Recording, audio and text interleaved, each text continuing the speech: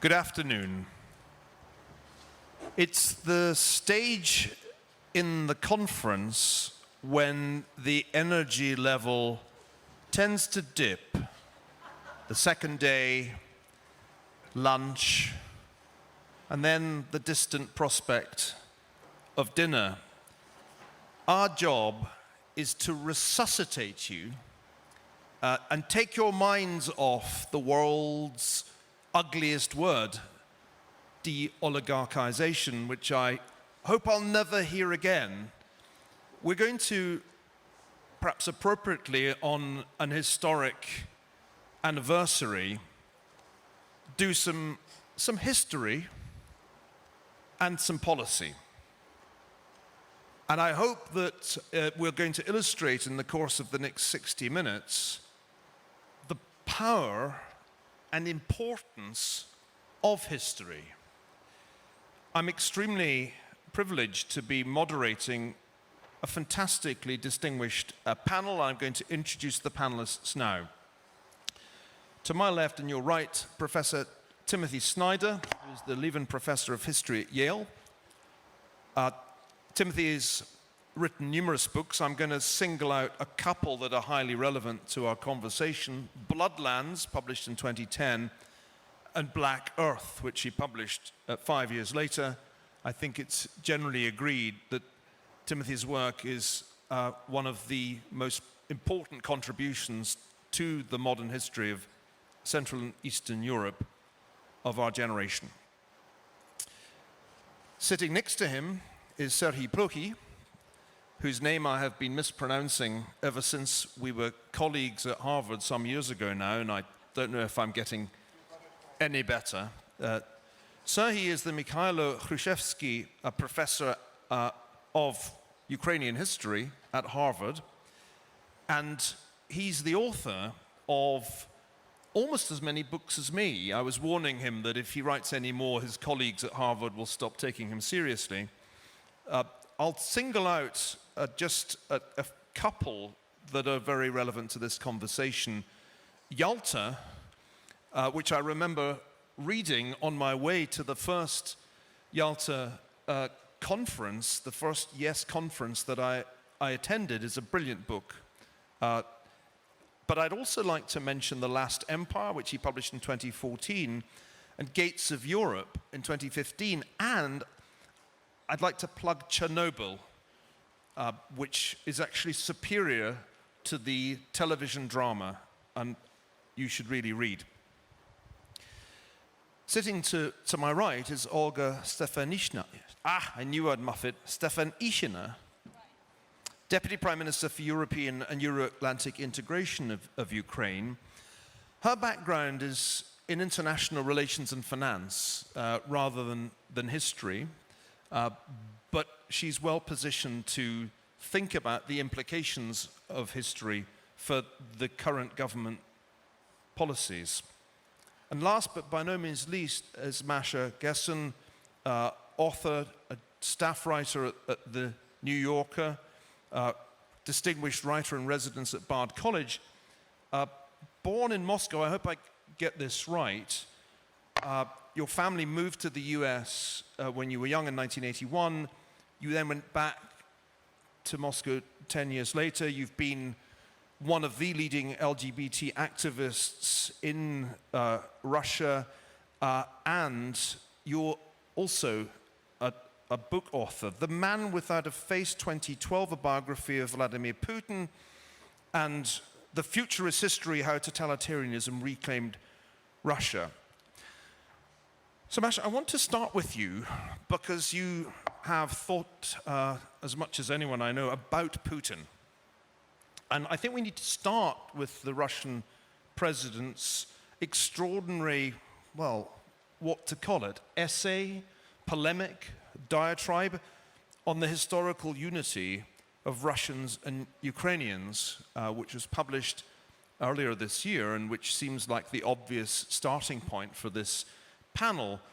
A reminder that the panel's title is The Kremlin's View of Ukraine and What to Do About It.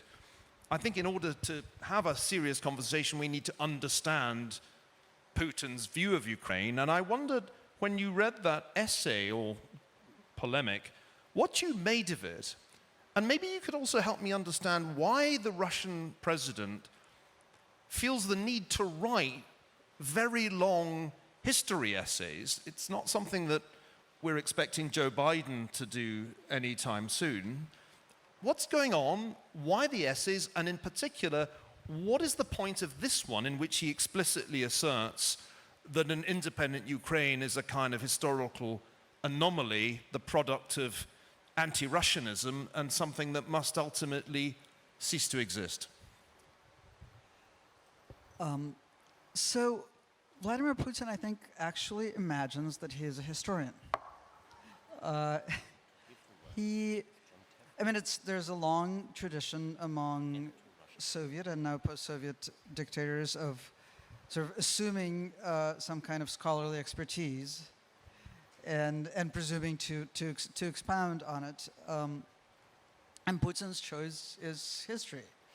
And I think there's a level of sincerity to it. I think he does seem to have a hobby of reading history books. And I think that when he sees in those history books something that affirms his view of reality, which is fairly consistent, he feels moved to educate the public. And so I think that's really, and that may sound like a somewhat generous view of It does. Of what he's doing, but I actually suspect that that's what's going on. And and I think he read some history books that he thought affirmed his view, which again, is perfectly consistent. He believes that the Soviet Empire and the Russian Empire before it were kind of God-given rights of the Russian people to, these lands were God-given lands, and that anything that has happened to break up the empire is a historical wrong. So I didn't find the essay particularly remarkable. It's consistent with his mode of operating. There are a couple of things in it that I think are worth sort of noting. One is, of course, the tone of his so-called articles and his speeches tends to be a kind of bureaucratic enumeration of facts, and usually it's the kind of thing that he uses to obscure actual facts. And usually he's aware that he's doing that. That doesn't seem to happen with his history essays. I think that he actually thinks that he's taking the truth to the masses. What I found remarkable about this essay was the way it starts. And again, it's a very Putinite sort of externalization of agency. Where he says something has happened, something mysteriously has happened that has put up a wall between the Russian people and the Ukrainian people, and this is tragic. And it's a very, it's a gaslighting kind of beginning, right? As though there had been no war, as though there had been no Russian aggression. And then the rest of the essays kind of pulls up the supports to that view, right? That the situation that exists now has come about through some kind of mysterious series of historical errors, and historical right has to be restored. In addition to asserting clearly that Ukraine ought to be part of Russia, it also sort of, as an aside, also notes that the Baltics should be a part of Russia, which I actually found a little bit more scary than the expected position that the rest of the essay expresses. It's certainly a very different mode from, say, tweeting. So you know Russia well. Are you telling me that Putin supporters are sitting with a bottle of vodka and a copy of this essay, turning the pages, saying, Marvelous. I never knew that. I never knew that that was where the word Ukraine came from. I can't believe that many people plow through it apart from people like us. So who's the audience? That's what I can't quite work out. I mean, clearly it's not us because he knows we're not big fans. But who do you think the target audience for this is? Well, Neil, you're making an assumption about Putin that I think we have to question, which is that he has a realistic view of what happens to these essays after they're published. I mean, they go up on the Kremlin website. They're published in all the newspapers, and then everyone that Putin actually comes in contact with at least pretends to have read them. So as far as he's concerned, there's mass reaction and grateful reception of these enlightening treatises. And you're supposed to say how remarkable our president is that he can not only run Russia, but dash off these great works of historiographical writing, which we won't read, but they look like the real thing. And there's that kind of truthiness about them. I was thinking how truthy they were in Stephen Colbert's sense of the word. Serhii, you're responsible for Ukrainian history at Harvard. So give me the historian's take on the essay and more broadly on this way of thinking about the relationship between Russians and Ukrainians. Well, it's a very serious essay in political terms. It is a very dangerous one, and the interpretation of it as a declaration of war or claiming that Ukraine has no legitimacy historically or otherwise as a state. And it's serious also because it's based on the centuries of the historiographic development, imperial one. The narrative that he presents started to be developed in the 19th century after the partitions of Poland. We are in Kiev, and probably the majority had a chance to see a monument to Saint Vladimir. Well, it's a monument that was built by empire as the claim for right bank Ukraine, fighting Polish influences there. The monument to Bogdan Khmelnytsky was built by the empire to stress the unity of Ukraine and Russia as one people. That's where starts really that argument. It survives through the Soviet time through Solzhenitsyn, who is one of the favorite authors of Putin. And it rejects the Soviet period. What that means, the Soviet period recognized, at least pro forma, Ukrainians as a separate group. Putin goes back to pre-1917 writings, saying that no, you're not a separate group. You have no historical legitimacy. You are part of the bigger Russian nation, bigger Russian group. And again, so this is a well-established argument, which is there, which has volumes and volumes of works written in support of it. Where he adds something new is this element about Ukraine as anti-Russia. And what that really means is that you are part of our people who is turned against us. And for us, it's really, we are justified to go, it's almost like a civil war, and liberate you from all these ideas that were put into your head. So again, why I'm saying it is serious, why I'm saying it is dangerous, because Ukraine, before losing, and hopefully temporarily, Yalta, Crimea, and parts of the Donbass, lost a battle of mythology in terms of history. And not in a sense that Ukraine didn't have a narrative or narrative was not accepted academically or otherwise or internationally, but the narrative had issues penetrating into the broader society. We were talking earlier today about people and what people think about that.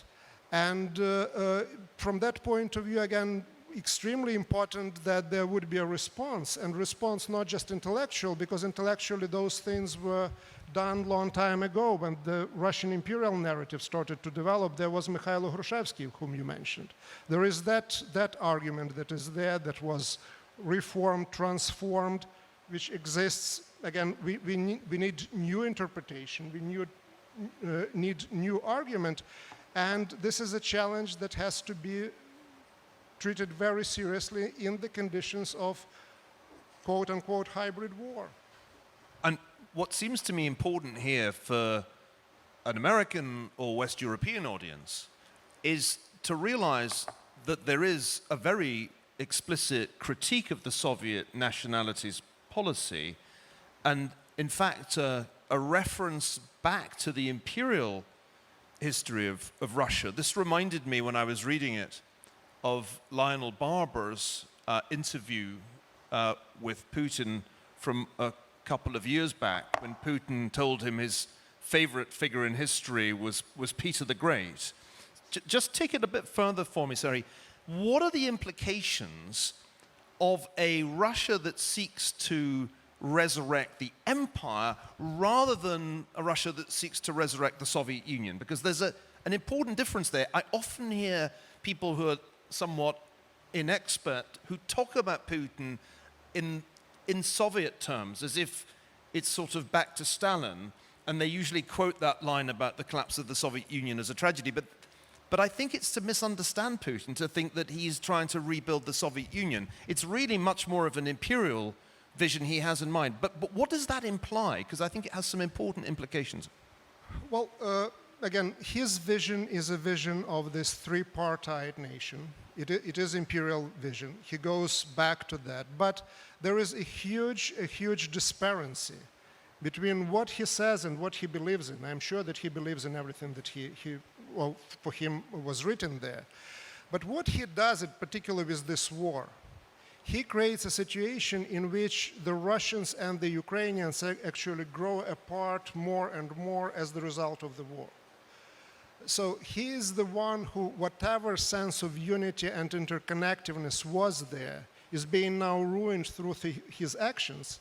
But there is the narrative that is there that says that, okay, there is unity and there should be unity and there is no differences.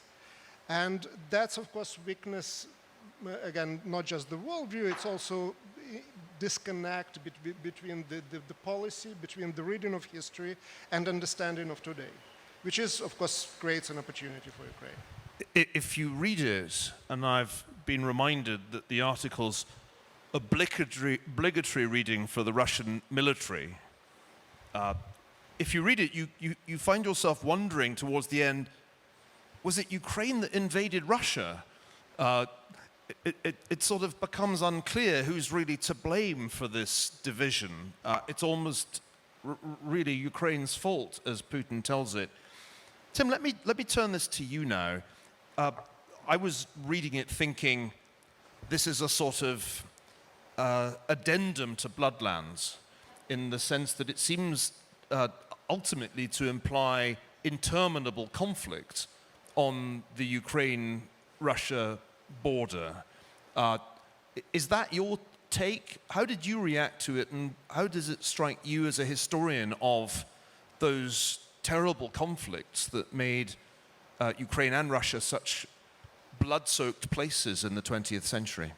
Mm-hmm. I think it's important to note that this sort of thing puts historians in a very awkward position. I agree with Professor Plochy when he begins by saying that this is an important political text. I can, of course, react to it as a historian, but it's a little bit like the situation that historians often find ourselves in, where we're, let's say, visiting some rich friend who turns out to be a history buff and has a kind of enthusiasm for something, right? And his views are a little bit crazy, but you just sort of nod, right? Because that's just one aspect of his personality. But in this case, as Serhii has rightly stressed, this is a very important person. And so, although the views are not historically sustainable, we have to somehow try to react to them. So it's easy for historians to look at this text and say that it doesn't hold up. He's all wrong about the 17th century, as Professor Plochy can say better than I. He's wrong about the difference historically between the Ukrainian and Russian languages. He's wrong about Soviet nationality policy. He's wrong not to mention the way the Holodomor crushed the Ukrainian character of the village in this part of the world. He's wrong about any number of things, but the way that he's wrong goes beyond the facts, right? So as Neil quite rightly says, there's this kind of truthiness to this. I mean, it's not that everything is wrong, but what's deeply wrong is a kind of confusion about what history actually is. And I think Masha Gessen suggested this already by referring to God, by referring to the idea that history is divine, or there's one history and it has a proper pattern. In a discussion that Mr. Putin had years ago with young students of history, he was asked by them, who is the most important historian for you? Who's the historian that you find the most important? And in that conversation, he was unable to think of a historian, but the name he mentioned was Ivan Ilyin. Now, Ivan Ilyin was not a historian, but he was someone who had views about history. And his views about history were very much along the lines of what Masha was suggesting. What Ivan Ilyin said is that Russia has a certain path. If there are facts that seem to confirm that path, let us concentrate on those facts. If there are other facts that do not seem to confirm that path, we may ignore them, because it's not the facts that are really important. It's not the facts, it's the overall pattern. It's the divinely inspired pattern which we see, right? This is a deep way in which this is not a historical text. A second way that it's not a historical text has to do with the nation. Mr. Putin treats the nation as though it were something which was always there, right? Which is just not correct. The word narod or nacija or whatever word we want to talk about has meant different things over the centuries, but modern nations begin to form sometime in the 19th century. So the whole notion that we should be arguing about Vladimir, right, or about Yaroslav the Wise, and using that as a way to determine who belongs to what nation doesn't really make a lot of sense. A third way this is a profoundly non-historical text has to do with sources. And this is very important. When you're a historian, you may start out with a thesis, but your thesis is always wrong. Your thesis is always wrong. You go to the sources, you confront your thesis with the sources, you change your mind. And that is precisely, par excellence, what Mr. Putin is not doing here. He's not going to Ukraine. He's not collecting alternative perspectives. He's not reading things that challenge him. He's not learning the Ukrainian language to read Ukrainian sources. He's not doing the things that a basic first-year graduate student would be required to do. And this may seem like a technical detail, but it's very important because perspective is what you get from sources. Sources force you out of the perspective that you already had. And this is what Mr. Putin does not do. He does the opposite. He insists on his perspective.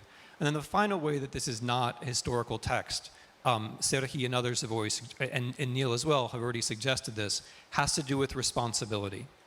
When history is properly done, at the end of it, you have a sense of your own responsibility in the larger picture. You have a sense of what you could have done, or what your people could have done, or what people like you could have done. There's a morality in history, which is at the end of the day, you see where it was possible to do something differently. So history in some fundamental moral sense is about responsibility. This text does the opposite. Mr. Putin personally is responsible for breaking the historical connection between Ukraine and Russia by ordering the Russian armed forces to invade Ukraine. That is the break between Russia and Ukraine, which actually happened before our eyes and which we all understand.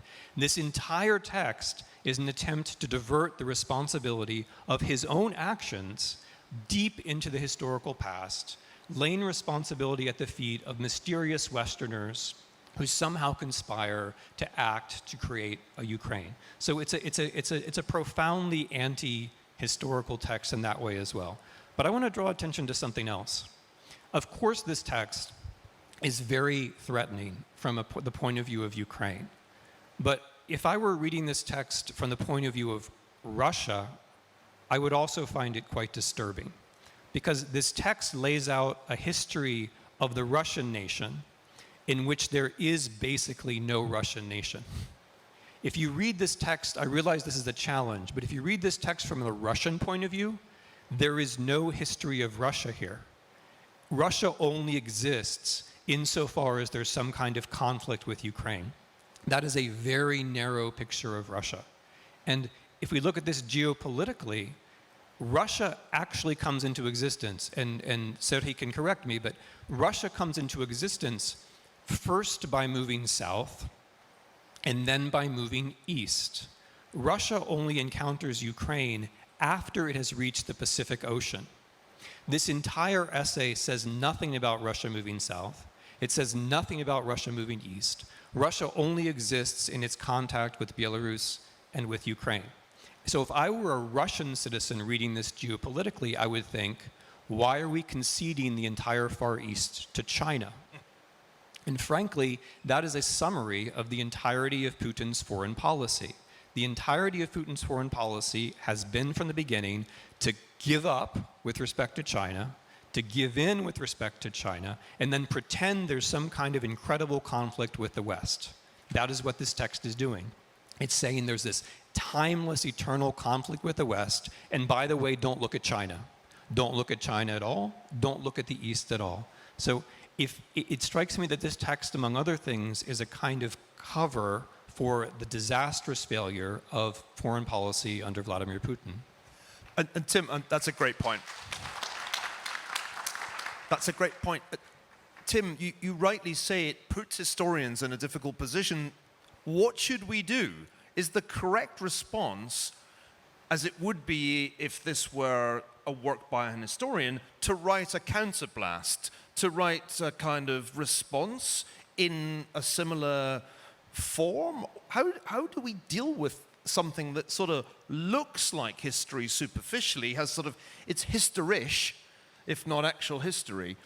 But do we make a mistake if we treat it like history and argue with it as if it's history? How should we react? Because there hasn't exactly been a deafening chorus of response to it since it came out.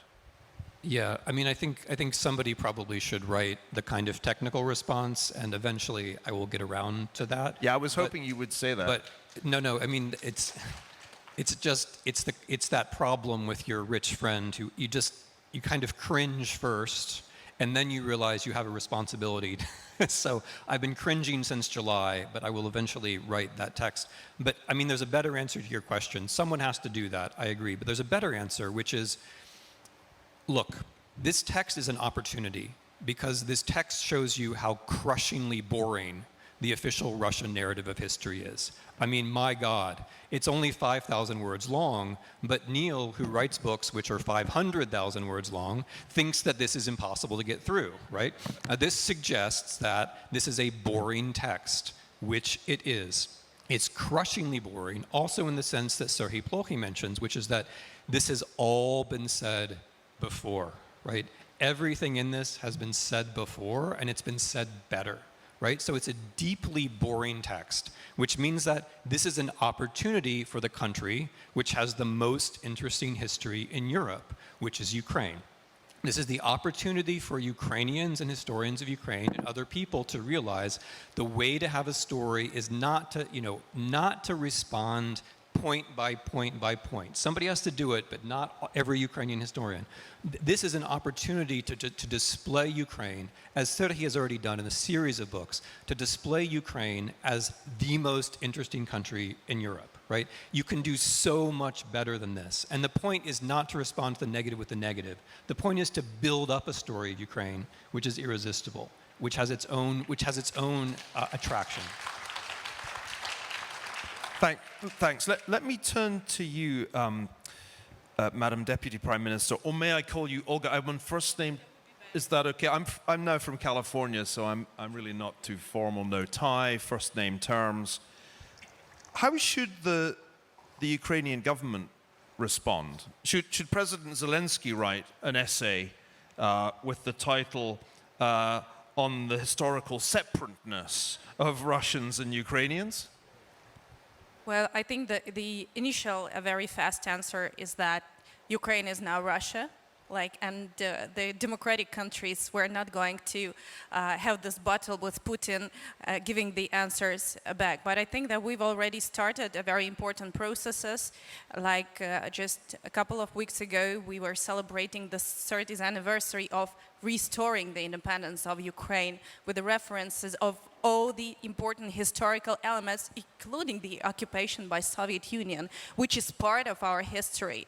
And also, you can see a very important signals in the recent statement between US president and Ukrainian president, referring to the restoration independence, referring to the belongingness of Ukraine to the European nation, reconfirming that inevitability of democratic transformations of Ukraine for the successful and secure Europe. So I think this is part of a broader answer without going into number of points in a specific articles. It's about broader recognition of normality in this world, and Ukraine is part of this normality, part of this democratic transformation. Obviously, one of the recurrent themes of the conference so far has been that the Ukrainian government is still keenly interested in EU membership and NATO membership, as the foreign minister's recent essay in Foreign Affairs made clear and has been made clear in earlier discussions. But it's also been pretty clear from what I've heard that neither of these things is happening anytime soon. That in fact, there's a new slow track that has been devised for Ukraine by both the EU and NATO. So I was kind of depressed by the pre-lunch discussion because I was thinking about how fast Romania and Bulgaria got into the EU when their institutions weren't exactly squeaky clean, and it does feel like the decades rather than years time frame. And that leads to a really important question. Let's assume that Putin is interested in more than writing history essays, and that that's not an end in itself, and that the reason that you write a history essay like this is that you're actually thinking about doing some more to end the separation of Russians and Ukrainians. What does Ukraine do if Russia escalates militarily before either the EU or NATO have stepped up and brought Ukraine into their respective folds? Can I go back to the United States feeling that Ukraine could handle an escalation and that we wouldn't be witnessing a collapse, or at least a very asymmetrical war? Well, let's see on the situation. Ukraine is not yet a member of NATO. Ukraine is not yet a member of European Union, but Ukraine is surrounded by military troops on the Belarus border, on the Donbass. The Russian army is present on the territory of Ukraine. Russian army is present in the sea border of Ukraine, in the Black Sea, and just in a couple of days we see that the West 2021 Belarus and Russian military exercises started on Ukrainian border, and these military exercises were taking place in 19 and 20 all around Ukrainian borders. And this escalation, which has been taking place just a couple of months ago, it has happened without even stepping closer to bringing into reality our aspirations. From the point of view of the recent history of enlargement of European and Euro-Atlantic institutions, Ukraine is not in a very unique situation. The same situation were faced by Baltics, Romania, and Slovakia. The same European countries were standing against this enlargement. The same concerns were about Russia. I can tell you a very interesting story. I was in Berlin with the official delegation, and I met one of the people who back in the time took a decision about the enlargement of NATO to Baltics, and he told me the following thing, that if back in the time we knew that everything that Baltic countries were saying about Russia was truth, we would never make them members of NATO. So for us, of course, this is the initial and ultimate goal. But speaking about the perspective, how Kremlin looks to Ukraine, I think this is exactly the answer, which means that Ukraine is a military battlefield with Europe and democracies, but also the hybrid warfare and the fight for autocracies and democracies. Of course, you cannot imagine that the military aggression of Russian Federation will take place in Washington or any other capital, but it's very convenient to have it in Ukraine, masking it by different narratives. So, of course, when we're talking about our aspirations, for us it is important that the international community could show this unity, because it is important for the stability in a whole Europe. Let's see. Just like a couple of months ago, we have put in a lot of hopes to the Biden-Putin summit, which was taking place in an old Cold War style, like with many other presidents. And what we see, what happened there. So the Belarus and Russia announced the Union States West 2020 joint exercises launches, and just yesterday, Russia and Gazprom announced the completion of the Nord Stream 2 project. So, and now the next summit is planning, and I wonder what would be the answer of democracy. Is there still a willingness of Russia to have the progress, or let's open our eyes and face the reality? So, until the Western democracies have this strategy and the unified answer to this autocratic regime, there's no way to step up with the development of Ukrainian aspirations. So for us, this aspiration is about committing that the West still exists, the West unity still exists, and the democratic values Ukrainians really believe so strong still exist. So it's not about like how Kremlin looks to Ukraine. It's about how Kremlin can be tackled by the West to make sure that everybody who breaches the territory, who kills the people, are held accountable. So far, what we see is that it's much easier to close eyes and imagine that you can have a very fascinating dialogue with Russia on climate, while not noticing that people are dying in the heart of Europe. You can sell or supply arms to Ukraine without Ukraine being a NATO member or EU member. Does the Ukrainian government need more military assistance from the US and others, or do you have enough? You know, we are fighting the biggest army of the world. Of course, we always need more. We have a lot of strategic friends, as President was saying yesterday, who are helping us. We have just completed the military agreement with the United States, and we will continue working on that. And we've just launched the process of military procurement through NATO organizations. For us, I think it's more important that together with building the military capability of our army, we could build the international unity over supporting democratic transformations in the region and supporting secure Europe. Just a small remark, I see my good friend Mati there, and we had a very often discussions about the European aspirations of our country. And very often we recollect that back in 2012, the European Union has received the Nobel Prize for stabilizing the democratic developments in Europe by stabilizing Balkans and granting him the membership perspective. So, and that brings me to understanding that if European leaders and people of European Union want to sleep feeling safe, this should be the battle which is never ending. You should never stop fighting for these values. And of course, it's time maybe to reconsider the role of the European institutions in democratic transformations over the continent.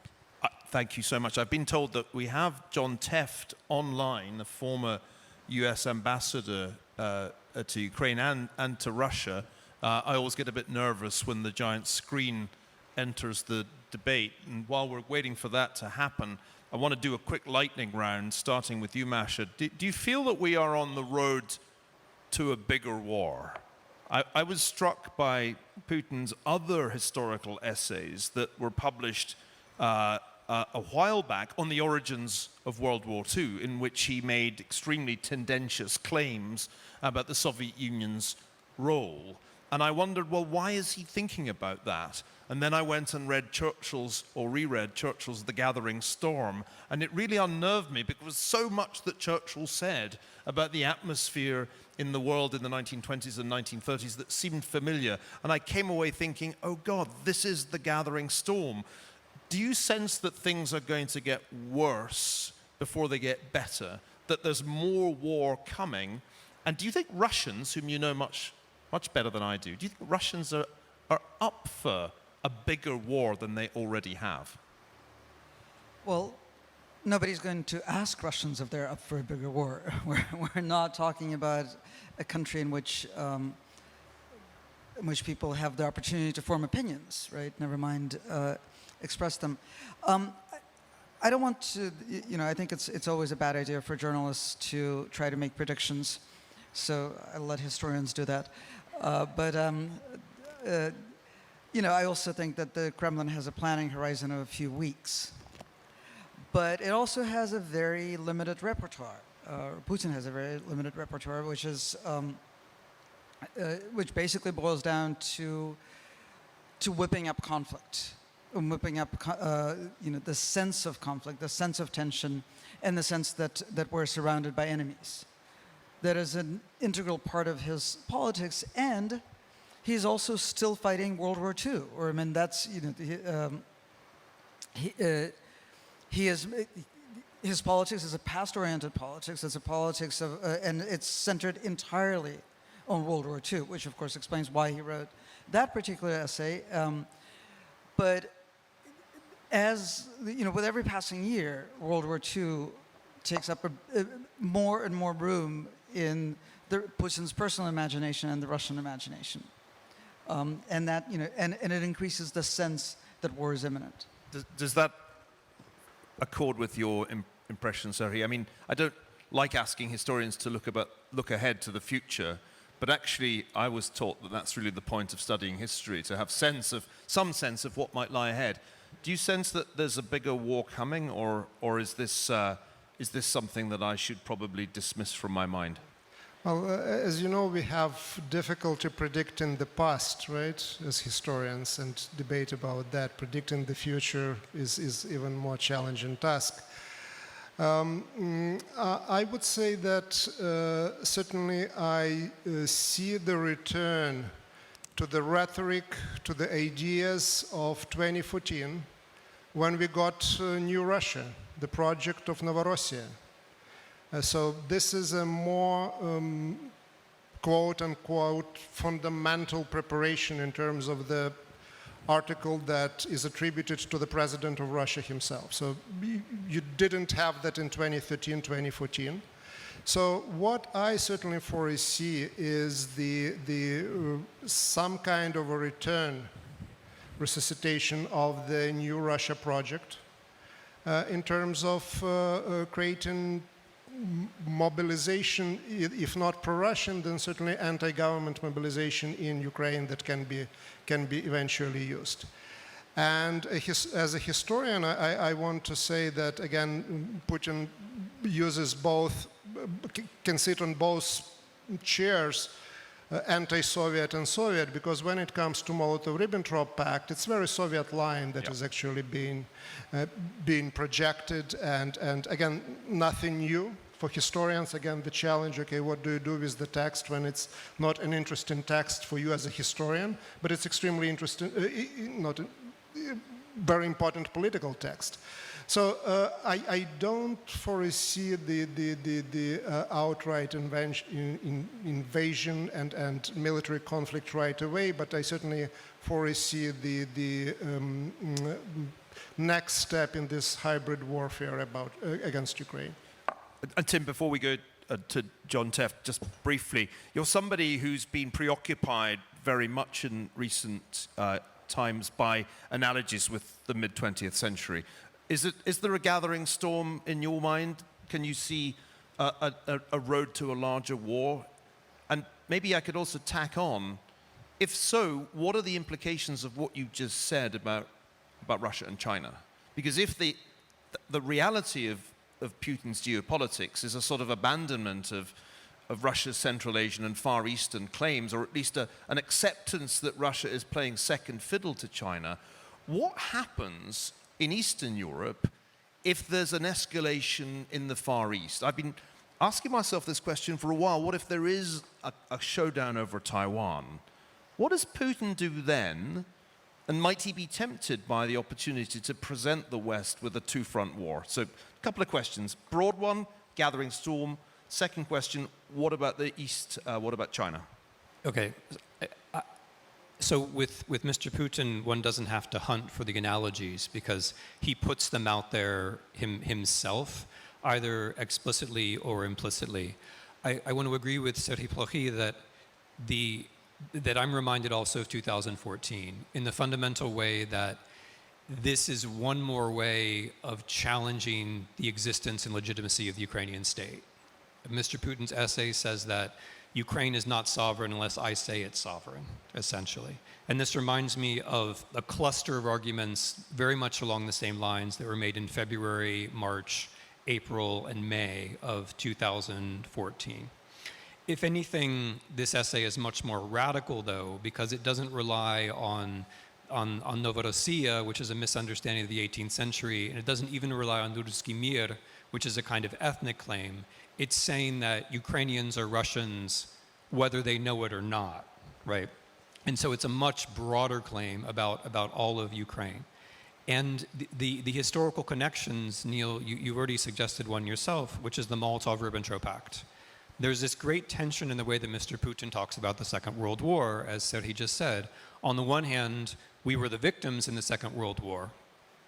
On the other hand, the more time goes by, the more Mr. Putin seems to be siding with the aggressors in the Second World War.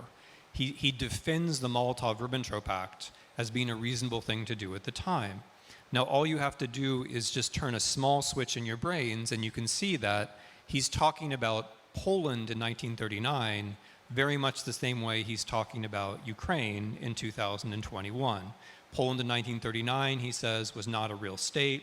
It wasn't really invaded. It just kind of fell apart. That's what people did at the time. This is essentially the same way he's talking about Ukraine now. So he's changing the story of the Second World War in order to justify an aggressive posture towards Ukraine. And I can't help but mention here Anschluss. That is to say, the German annexation of Austria in 1938, which is one of the basic models of how European politics is not supposed to be run. One sovereign state is not supposed to destroy another one, even if the other one can't defend itself. This essay is an argument for Anschluss. It's the exact, I don't like to use these things so lightly, but this kind of argument that you think you're a nation, but you're not really a nation, and let me tell you about our historical connections, that argument is very familiar from 1938. That is the argument that was made by Hitler and others about the annexation of Austria. And I say this to connect it back to Olha's point about European values. The whole point of the European integration project is that states recognize one another in their existing borders and then move on to other kinds of cooperation rather than questioning their sovereignty and their borders. And in that sense, this is a profoundly anti-European text, and that's one way from which Europeans might start to think about how to respond to it. On China, I'm just going to make the following small remark. My basic geopolitical point is that Mr. Putin has been a disaster for Russian national interests because Russia's real long-term problem is not Ukraine or even America. Russia's real long-term problem is China. And all of this nonsense since 2013 has been one big distraction from Russia's real problem. And this is why Mr. Putin, in my view, and I will make a prediction here, will not look historically like the statesman that many people think that he looks like now. I think the narrow connection to China is that I think the Chinese believe, Neil, that Putin has shown that taking a little bit of territory is a good way to ratchet up some popular support when nothing else is available. Can we now try and get John Teff to appear on the giant screen rather than me? I was hoping he would while we were speaking, but there he is. The challenge now is to make sure he can hear us and we can hear him. Ambassador, can you hear us? Yes, I can, Neil. Fantastic, and we can hear you. I don't know if you've been able to hear all of this discussion, but I suppose my question for you is, how should the United States play this if Putin's historical essays are the prelude to a further land grab or some other aggressive move against Ukraine? What's the right strategy for the United States, and do you see the present administration pursuing that strategy? Thanks very much. Let me just say, first of all, it's an honor to be appearing with such a distinguished panel. I've been struck as I've listened to the professors and our other panelists. It's taken me back to the fall of 2014 when I arrived in Moscow 6 months or so after the invasion of Crimea, about a year after I had left Ukraine. And as I worked my way around Russian society, I kept getting all of these arguments about Novorossiya and Russia's connections, many of the kinds of ideas that Putin expressed in his recent essay. And I had been, in my final days in Kyiv, I'd traveled both to Donetsk and Lugansk, but also to down to Mykolaiv and Kherson. And I kept telling my Russian friends in private that, your concepts, your ideas just do not square with reality. Not just my views, but what my friends, my embassy staff and others had found when we were down there. You had this sense that this myth was already well entrenched or being propagated by the Kremlin, and that people just didn't understand. So I was very much a respond to the idea that the Ukraine needs to kind of make this point. I have to say, over the last few years in my retirement, I have tried in speaking to many groups around the United States to talk about Russian nationalism and Ukrainian nationalism.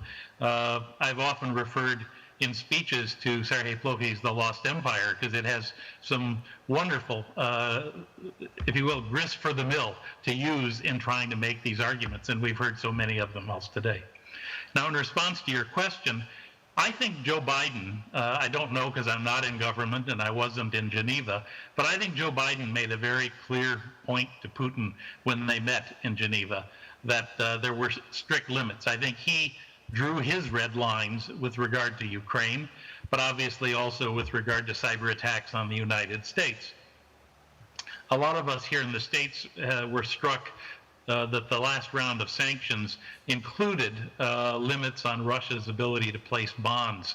And while this was a limited effort in this case, a lot of the people who are knowledgeable about sanctions saw this as kind of, again, drawing a line and sending a message to the Russians that if you go further, we could do more.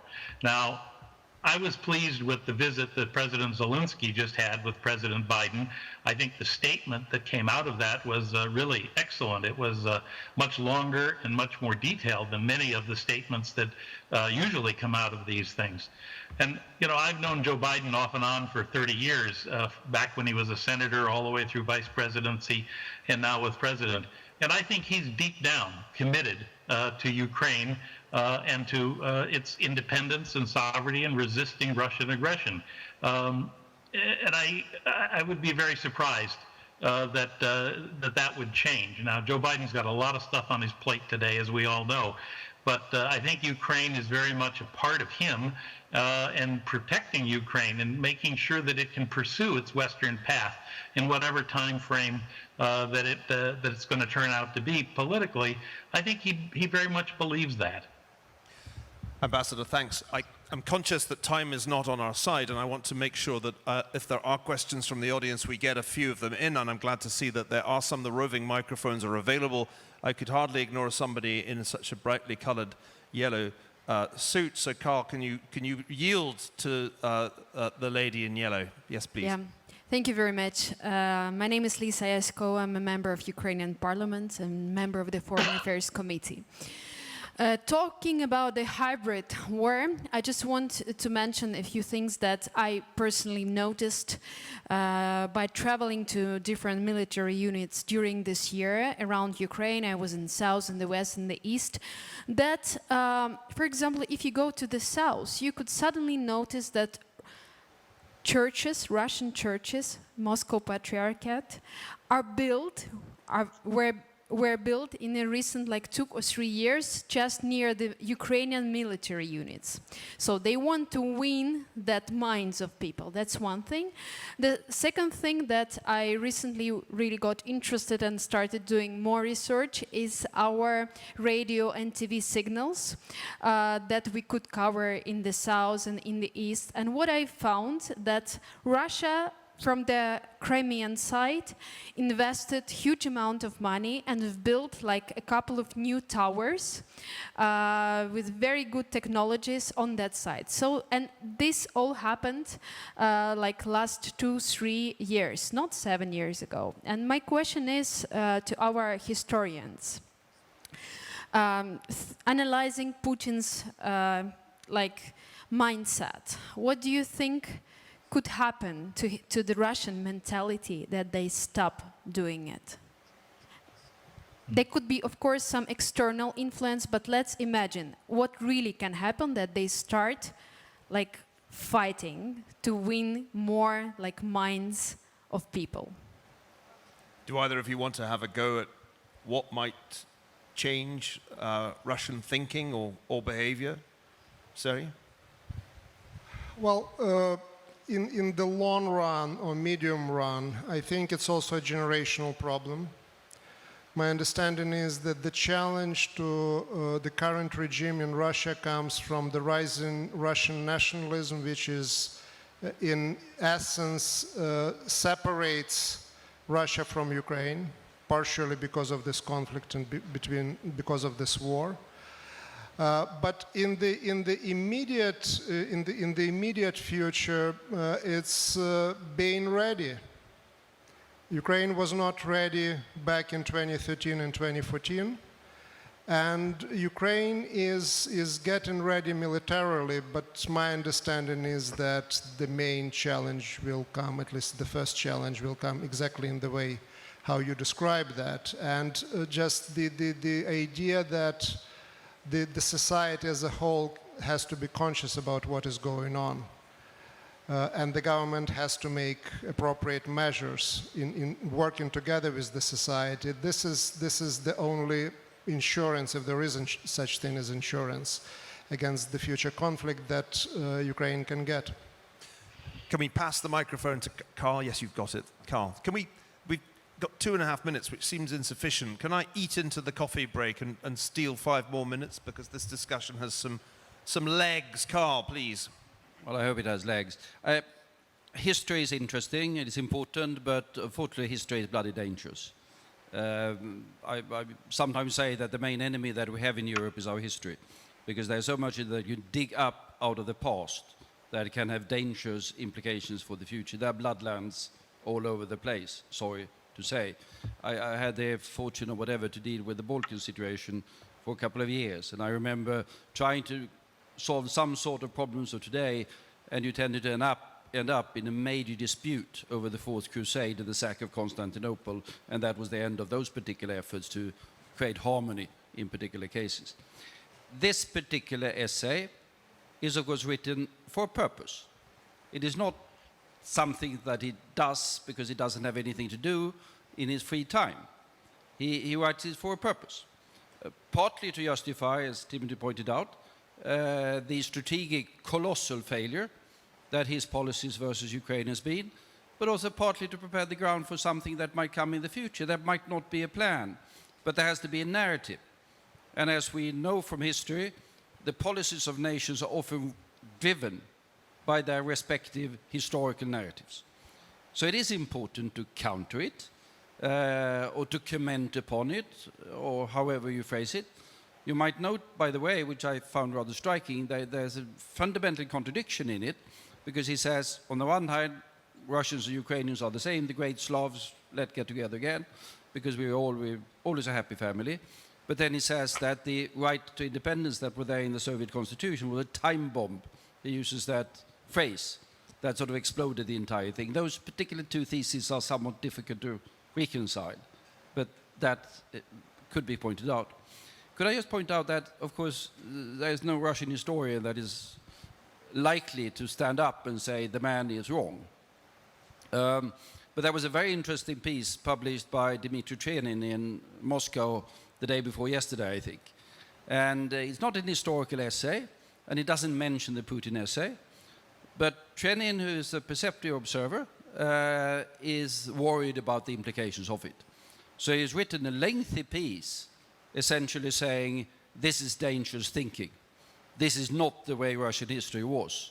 This is not the way Russia should go, and then has implications from that. That's highly interesting, and Trenin would not have written that piece if he was not profoundly worried by implications of what Putin has written. Final, I have one correction of history. Since we are disputes about history, I have to correct. This Volodymyr guy, that Russians call Vladimir, he was called Valdemar, and he was a Scandinavian. I want to have that for the record. But we don't have, we have given up most historical claims. I don't want to have to remind everybody of Sweden's career as an aggressor and border changer in the 17th century, because it's best not to intrude on the distant past. Yes, Carl, history is dangerous, but amnesia, when you forget about history, is even more dangerous. Yes, next question. We've got 5 minutes, so we need discipline. Carl did not ask a question. That is, in fact, a violation of European law. So questions, and I want them to have a question mark at the end and no paragraph before the question. And we'll try and take, I think we can do 3, with one, let me try and make sure, 2, and the gentleman in the blue shirt has a microphone already, so he's 3. So 3 rapid-fire questions, and then we'll come back to the panel. Yes? I'm Arkady Ostrovsky, I'm the Russia editor of The Economist, and I'm going to violate the rules, Neil. But very quickly, I just wanted to pick up on something that Professor Snyder and Sergei Plokhy said, which I think is extremely important and slightly got lost in the argument, which is how this should be seen and to what extent this actually presents a threat to the Russian nation itself, if you're Russian, and who this essay is addressed to. Because it's not addressed to Ukraine, it's not addressed to the West. Actually, it is addressed to the Russians. Putin is dealing with only one main problem, and that problem is survival, a personal survival of a man who doesn't actually now have a way out. What he is saying in that essay is exactly what Timothy Schneider said, which is that Russia can only exist as an empire. Russian existence, his own existence, is tied with Ukraine. When he says that Ukraine is anti-Russia, he is actually making a very important point, which is he understands that his own existence and the existence of Russia in its imperial state is dependent on what happens in Ukraine. In that sense, it's much actually scarier. The challenge that he is having is the challenge from, as we can see, from Alexei Navalny and what Navalny is writing, which is the idea of Russia as a nation, not Russia as an empire, but Russia as a nation state. And in a way, this essay is addressed to a man and should be replied to by a man who is in jail, who is riding that historic force in the same way and has allies in Ukraine and in Belarus. But it is about nationalism and empire, which is why he refers back to Solzhenitsyn, and that is his reference point about the 3 Slavic countries. I forgive you, there was a question in there. Yes. Question 2, and then question 3, and then we'll go back to the panel. Michael Butsurk, I'm former spokesperson of the OSCE monitoring mission here in Ukraine. It's mostly for Madam Deputy Prime Minister, but I want to call a spade a spade. I think the reason the European Union is slow-motioning Ukraine's entry is because they're terrified of the reaction of Mr. Putin once the EU border comes up to the Russian border. That's what's happening there. Quickly, so I follow Russia and China a lot. I find they're playing much more by the same playbook. Look what China is doing, for example, in the South China Sea, a big territorial grab there. Well, guess what's happening in Donbass? Putin has been handing out, I think it's around 300,000 Russian passports to residents there. pretext to going in, taking more land because we have to protect Russian citizens. The other thing that happened... We need a question. Okay, while Biden... I'm so short of time, I've just got to force you. I'm wondering, the Russians recently announced they're no longer supporting the OSCE monitoring mission on the border, the smaller one, and whether you see that as an alarm bell for getting rid of international observers completely from Donbass, because that's, I think, the way they operate. They do one small step and then a big step. Fantastic. And last question from the gentleman in the blue shirt. Yes, please. And it is indeed a question. My name is Francis Malige, and I work at the EBRD here. I'm an investor, so you'll have to take me as the history buff, and I'll hope not to make you all cringe. But when I read the essay, actually, there's one passage that no one is commenting on, which is the one which is referring to weapons of mass destruction, where he says, it would not be an exaggeration to say that the path of forced assimilation, the formation of an ethnically pure Ukrainian state aggressive towards Russia, is comparable in its consequences to the use of weapons of mass destruction against us. So how do we square that with the doctrine of deployment of nuclear weapons in Russia? And do we think that the head of the most nuclear-armed state in the world uses those words lightly? All right, I'm going to do it this way, because we're almost out of time. Tim, can you take who is this directed against in Russia, unless Masha would rather take it, one or other of you. The first question, really, who was this aimed at in Russia? And is it right to think that it's really aimed at Navalny? Could I say something else? I've lost all control, ladies and gentlemen. I want to hit on that point in the broader way, which is that there is a long and strong political tradition about Russia, of which Navalny is simply the latest exemplar, which says that for there to be a Russian nation, there must not be a Russian empire. And I think that is, I mean, this is what this is all about. Putin's personal political career, just for contingent reasons of where he is tied up with there being a Russian empire. And that's why we're risking a war. I can't resist talking about the Swedes, because this is this is how Ukrainian history is so fabulously interesting, that you get these Swedish slave traders who encounter Khazars who are just breaking up because they're converted to Judaism, and they turn a Khazar garrison in Kiev into, into their slave trading state, but change their mind and decide that they want to assimilate the Slavs around them, right? I mean, this is fascinating stuff. Ukrainian history is fascinating from the beginning to the end, and ultimately that's the answer. That this essay is super boring. Ukrainian history is super interesting, and that's what we ought to be doing. And then the final thing is, and this goes to just the sorry, Neil, I know you're in despair. Historians do go on. The existence of this essay proves its own contrary. This essay proves that Russia and Ukraine are different. Because can you imagine this essay arising in Ukraine and everyone not laughing at it, right? If something like this arose in Ukraine, it would just be on the comedy shows. And that is how Russia is different than Ukraine. And in this sense, this essay proves its own contrary. Love it. Masha, does this relate to Putin's fear of Navalny and the opposition within Russia, do you think? Well, of course it does, as does every public statement that he ever makes, right? This is a man who lives in fear, right? He traffics in paranoid politics. He is deeply paranoid. The longer he holds on to power, the more he realizes how desperately he needs to continue holding on to power. And he sees threats everywhere, and one of the mistakes that we actually consistently make in analyzing him is we talk about threats that actually exist instead of talking about the threats that he perceives. And he really, I think, he has put a man in jail, and he lives in deep, profound fear of him. Let me give just 30 seconds each to the other panelists. Serhiy, weapons of mass destruction, what role do they play in the Russia-Ukraine relationship at this point? I mean, not having them has obviously put Ukraine in a position of significant disadvantage. How do you think about that issue? And then I'll end by going to Olga for a final thought on on security? No conferring. It's like University Challenge used to be on the BBC. So the question, I think, if I understood it, related to the fact that there's a passage in the essay which I skipped over and missed about weapons of mass destruction. And I wondered if you'd spotted that, or perhaps we all need to read it more closely.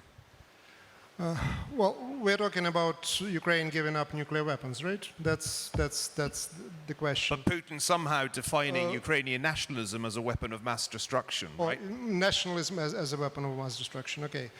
Well, again, the interpretation is that this is a very 19th century interpretation, that this is an intrigue of the West, intrigue of the Austrian general staff. He actually refers to Austrian general staff, to use part of the Russian nation against itself.